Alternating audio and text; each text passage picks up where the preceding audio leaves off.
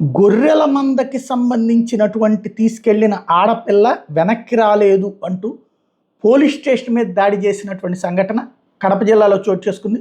Vempalli police station దగ్గర ఉద్రిక్తత చోటు చేసుకుంది. గ్యాంగ్ రేప్ చేసి చంపేసి ఉంటారంటూ పెద్ద ఎత్తున బంధువుల ఆందోళనతో గందరగోళం నెలకొంది. పోలీస్ స్టేషన్ కిటికీలు ధ్వంసం చేసినటువంటి సంఘటన కడప జిల్లా వేంపల్లి పోలీస్ స్టేషన్ దగ్గర పోలీస్ స్టేషన్ కిటికీలు ధ్వంసం చేశారు. చింతలమడుగుపల్లికి చెందినటువంటి బాలిక మిస్ అవడం, గొర్రెలు మేపుతుండగా 5 యువకులు సమయం చూసి చుట్టుముట్టారని, ఈ విషయంలో పోలీసులు నిర్లక్ష్యం వహిస్తున్నారంటూ ఆగ్రహం వ్యక్తం చేశారు. 3 అదుపులోకి తీసుకుని విచారించారు పోలీసులు. చంపేశారా లేదా తప్పిపోయిందా అనే కోణంలో పోలీసులు విచారణ చేశారు. పోలీస్ స్టేషన్లో ఉన్న నిందితులను అప్పచెప్పాలంటూ బంధువులు నిరసనకు దిగారు. అడవి మొత్తం గురించి గాలించిన ఈ అమ్మాయి పేరు సయ్యద్ సుమయ్య, ముస్లిం సామాజిక వర్గానికి సంబంధించినటువంటి అమ్మాయి అన్నమాట.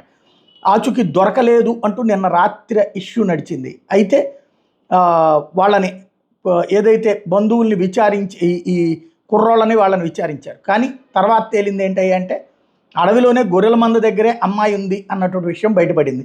ఆహారం సక్రమంగా లేకపోవడం వల్ల తీవ్రమైనటువంటి నీరసంతో అక్కడే ఉండిపోయింది అన్నటువంటి తేలింది. పోలీసులు అమ్మాయిని ట్రేస్ చేసి పొద్దున్నే ఆసుపత్రికి తీసుకొచ్చారు.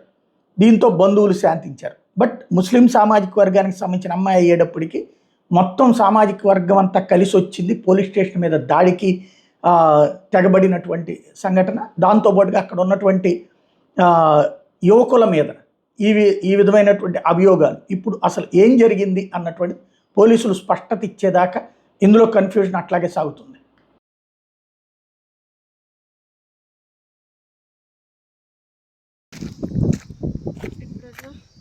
ఇంకా ఇట్లా చూసుకోలేదు వచ్చిన లెక్క అని చెప్పు అని చెప్పు.